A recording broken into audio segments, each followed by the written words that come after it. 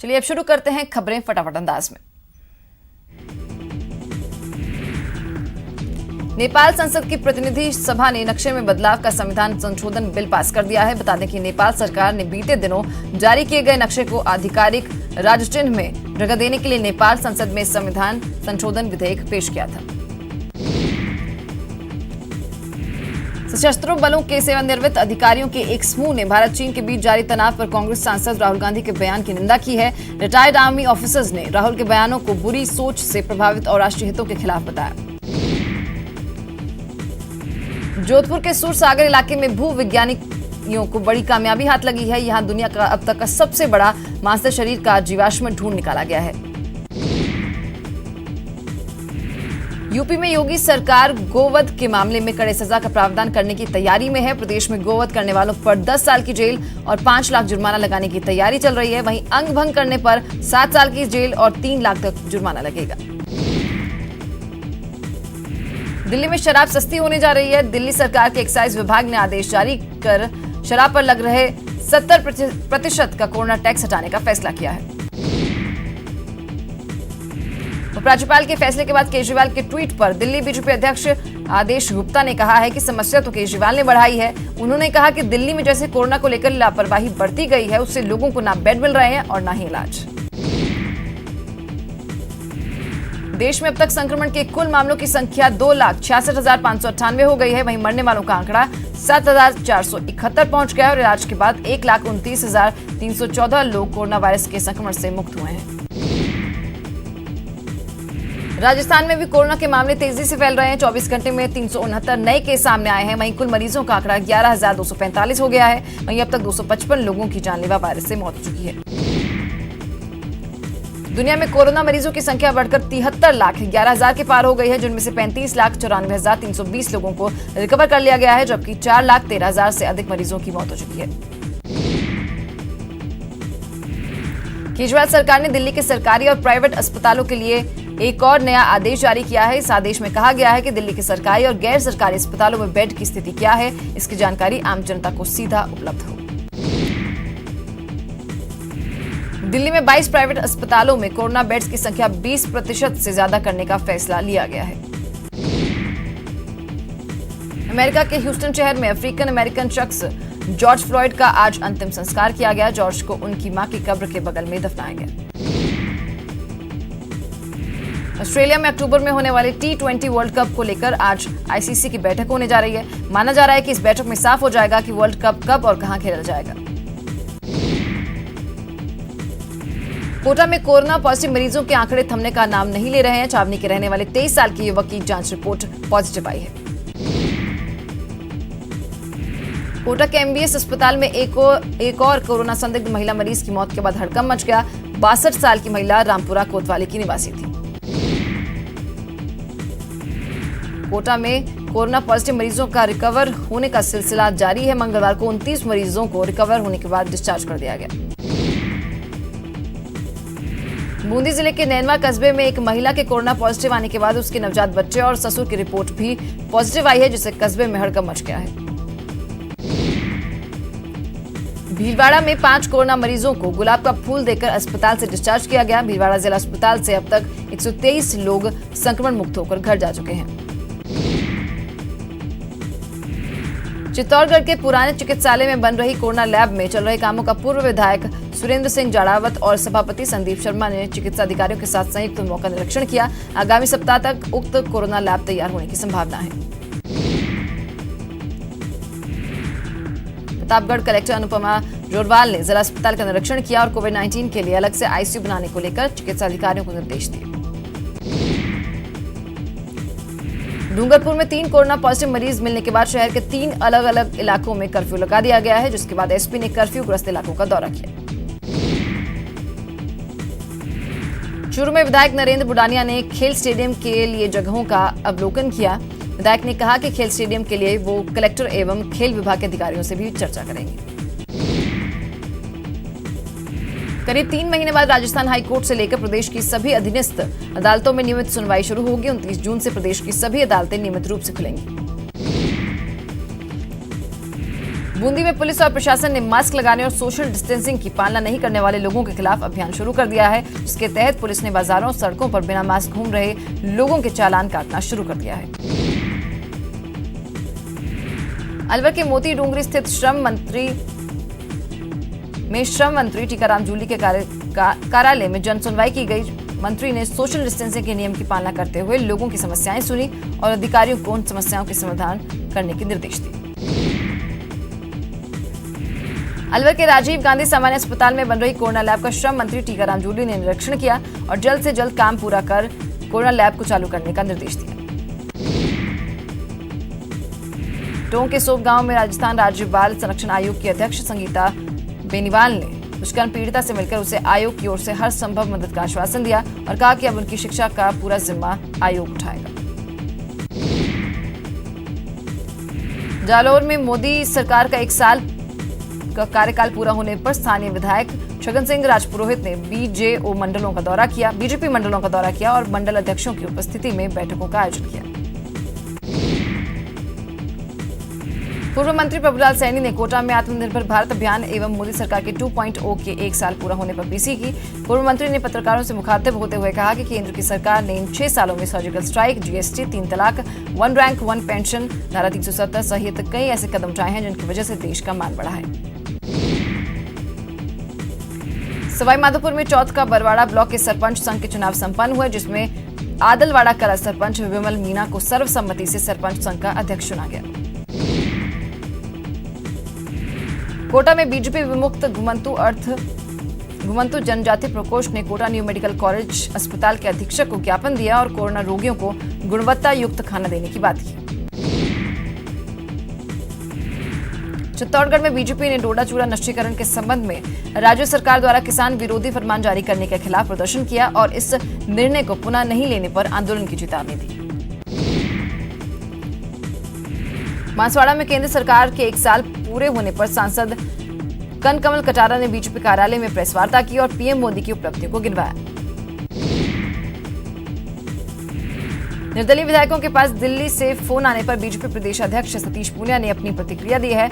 उन्होंने कहा कि दिल्ली के लोगों के पास इतनी फुर्सत नहीं है और राजनीतिक और अंदरूनी तौर पर राज्य सरकार कमजोर है। भीलवाड़ा के बागौर थाना क्षेत्र में नाबालिग लड़की को दुष्कर्म की धमकी देने वाला आरोपी को पुलिस ने गिरफ्तार कर लिया है। टोंक के सोप कस्बे में दुष्कर्म के आरोपी पिता को पॉक्सो कोर्ट में पेश किया गया। आरोपी पिता को न्यायिक विरक्षा में भेज दिया गया है। करौली के हिंडौन सिटी की आईसीआईसीआई बैंक में नकली सोना गिरवी रखकर ऋण लेने की कोशिश करने का मामला सामने आया है। पुलिस ने 3 आरोपियों को हिरासत में लिया है। भरतपुर के बागरैन गांव निवासी एक व्यक्ति ने पत्नी और 2 वर्षीय बच्चे के अपहरण का मामला दर्ज करवाया है। पीड़ित ने बताया कि गांव का ही एक युवक उसकी पत्नी एवं उसके बच्चे को बहला फुसलाकर भगा ले गया है। अलवर में पेड़ पर एक शव लटका हुआ मिला। सूचना के बाद पुलिस ने मृतक के शव को पेड़ से उतारकर अस्पताल की मोर्चरी में रखवा दिया है। करौली के बड़ौदा राजस्थान क्षेत्रीय ग्रामीण बैंक के असिस्टेंट मैनेजर से मामूली कहासुनी को लेकर मारपीट में घायल होने का मामला सामने आया है। असिस्टेंट मैनेजर ने आरोपी ऑटो चालक के खिलाफ करौली कोतवाली में मामला दर्ज करवाया है। बीकानेर में एक अध्यापक ने सरकारी कार्यालय में तोड़फोड़ की और अपशब्द कहे, जिसके बाद ब्लॉक शिक्षा अधिकारी ने अध्यापक के खिलाफ मामला दर्ज करवा दिया है। सवाई माधोपुर के गंगापुर सिटी कस्बे में संक्रमित रोगियों को नवोदय विद्यालय में बनाए गए वार्ड में शिफ्ट किया गया। नवोदय विद्यालय के स्टाफ ने एक बार फिर से इस पर आपत्ति जाहिर करते हुए विवाद कर दिया है। सवाई माधोपुर में पुलिस चौकी के पास चोरों ने एक दुकान में ताले तोड़कर नकदी पर हाथ साफ कर दिया और मौके से 25,000 की नकदी ले गए। झुंझुनू के जैतपुर गांव में 2 युवकों की कुल्हाड़ी जैसे धारदार हथियार से हमला कर हत्या कर दी गई, जिसके बाद पूरे इलाके में सनसनी फैल गई है। धौलपुर शहर की निहालगंज थाना पुलिस ने एक व्यक्ति हरेंद्र गुर्जर को अवैध हथियार सहित गिरफ्तार किया है। फिलहाल पुलिस ने मामला दर्ज कर मामले की जांच शुरू कर दी है। झालावाड़ के अकलेरा के समीप एक मिनी ट्रक और ट्रैक्टर में जोरदार भिड़ंत हो गई। हादसे में मिनी ट्रक चालक गंभीर रूप से घायल हो गया है, जिसे प्राथमिक उपचार के बाद झालावाड़ रेफर कर दिया गया। कोटा के किशोरपुरा तालाब के पास पुलिसकर्मी की एक कार से बड़ा हादसा होते होते टल गया। तेज रफ्तार से चल रही पुलिसकर्मी की मारुति कार डिवाइडर से जा टकराई थी। कोटा के शिवपुरा इलाके में मकान निर्माण के दौरान एक बड़ा हादसा हो गया। हादसे में उद्योग नगर निवासी युवक बुरी तरह से झुलस गया। भीलवाड़ा में एक युवक ने पहले अपनी पत्नी और बेटे को जहर दिया और फिर खुद भी जहर खा लिया। इलाज के दौरान युवक की मौत हो गई, जबकि पत्नी और बेटे का जिला अस्पताल में इलाज चल रहा है। धौलपुर के सैदपुर थाना इलाके में बीमारी के चलते एक अधेड़ की मौत हो गई, जिसके बाद पुलिस ने शव का पोस्टमार्टम करवाकर शव परिजनों को सौंप दिया है। करौली के हिंडौन सिटी में चारे से भरा ओवरलोड ट्रक बेकाबू होकर पीपल के पेड़ से टकरा गया, जिससे पेड़ की मोटी शाखा टूट गई। हादसे में वहां से गुजर रहे 2 राहगीर चोटिल हुए। जयपुर के इनकम टैक्स ऑफिस में आग लगने से हड़कंप मच गया। सूचना मिलने पर दमकल मौके पर पहुंची और आग पर काबू पाया। जयपुर के नाहरगढ़ बायोलॉजिकल पार्क में 1.5 साल के बाघ शावक रुद्रा की मौत हो गई। बाघ शावक के पोस्टमार्टम में सामने आया है कि शावक की मौत का कारण लेप्टोस्पाइरोसिस रहे। भरतपुर में अवैध खनन पर कार्रवाई की गई, जिसमें सैंडस्टोन से भरे 2 ट्रैक्टरों को जब्त कर रुद्रावल थाना पहुंचाया गया और पत्थर को सीज कर लिया गया। जयपुर के जवाहर कला केंद्र में online learning children's summer festival में विजुअल आर्ट सेशन के तहत कला प्रेमियों ने दिल्ली के कलाकार oil pastel work on paper की कला सीखी। प्रदेश के मदरसा पैरा टीचर बिना बीमा के ही तमाम खतरों के बीच ग्राउंड पर अपनी जिम्मेदारियों को पूरा कर रहे हैं, लेकिन अब मदरसा पैरा टीचर्स ने सरकार से अपना बीमा करवाने की मांग की है। चूरू के तारानगर में किसान सभा ने पानी की समस्या पर जलदाय विभाग के आगे धरना दिया और एक्सीएन का घेराव कर ज्ञापन सौंपा। भीलवाड़ा के जहाजपुर में एसडीएम की ड्राइवर की हत्या के मामले को लेकर प्रशासन और विधायक ने परिजनों से बातचीत की और शव का पोस्टमार्टम करवाकर परिजनों को सौंप दिया। अलवर जिले में किसानों के लिए राहत की खबर है। जिले में कोरोना की मार से अन्नदाता को राहत देने के लिए अब किसानों को घर बैठे फसली ऋण वितरित किया जाएगा। झुंझुनू पुलिस ने और पुलिस अधिकारियों को स्वस्थ और तनाव मुक्त रखने के लिए पुलिस लाइन में नियमित योग क्लासेस शुरू कर दी हैं। वहीं क्लासेस का शुभारंभ एसपी जेसी शर्मा ने किया। कोटा में आज गर्मी का असर तेज रहा, जिससे शहरवासियों और जिले के लोगों को उमस ने परेशान किया। वहीं दिन का पारा 40 डिग्री के पार चला गया। कोटा में नगर निगम की ओर से नालों की सफाई को लेकर अभियान शुरू कर दिया गया है। कोटा में करीब 1 दर्जन ऐसे बड़े नाले हैं जिनकी सफाई करना नगर निगम के लिए हर साल बड़ी चुनौती बनती है। राजसमंद में एक महिला का आरोप है कि वो 30 मई को अपने खेत पर काम करने गई थी। उस दौरान खेत की सीमा पर पेड़ काट रहे पड़ोसी खेत मालिकों को जब उसने रोका तो उन्होंने उसके साथ मारपीट की और उसके कपड़े फाड़ दिए। अलवर के इसरा का बास गांव में पीएचसी का ब्लॉक चिकित्सा अधिकारी ने उद्घाटन किया। कोरोना के बढ़ते प्रकोप को देखते हुए मुख्यमंत्री अशोक गहलोत ने बांसुर के गांव इशराका बास में पीएचसी की सौगात दी है। नागौर एसीबी ने बड़ी कार्रवाई करते हुए कारड़ी ग्राम पंचायत के सरपंच को प्रधानमंत्री आवास योजना की किस्त जारी करने की मांग पर रिश्वत लेते रंगे हाथों गिरफ्तार किया है। कोटा के 74 सामुदायिक प्राथमिक और शहरी स्वास्थ्य केंद्रों पर 1367 गर्भवती महिलाओं को प्रसवपूर्ण स्वास्थ्य जांच सेवाओं का लाभ मिला। चूरू जिले में प्रधानमंत्री फसल बीमा क्लेम में अनियमितताओं को लेकर मंगलवार को कलेक्ट्रेट में मीटिंग हुई, जिसमें चूरू सांसद राहुल कसवा और जिला कलेक्टर संदेश नायक भी मौजूद रहे। देश के जनजातीय जिलों में लॉकडाउन के बीच एसटी किसानों को मुख्यमंत्री बजट घोषणा के तहत खरीफ की फसल के लिए जून महीने में निःशुल्क 5 किलो मक्का बीज का वितरण किया जाएगा। इस योजना से डूंगरपुर जिले में करीब 2 लाख से अधिक एसटी किसान लाभान्वित होंगे।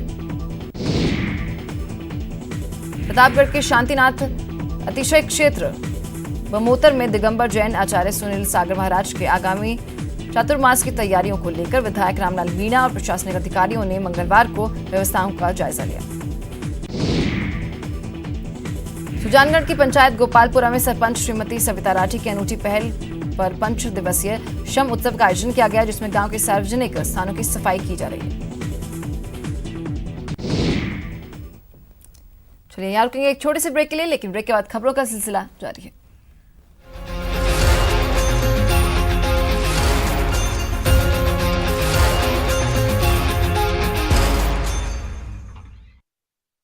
न्यूज हेडलाइंस के प्रायोजक सच्ची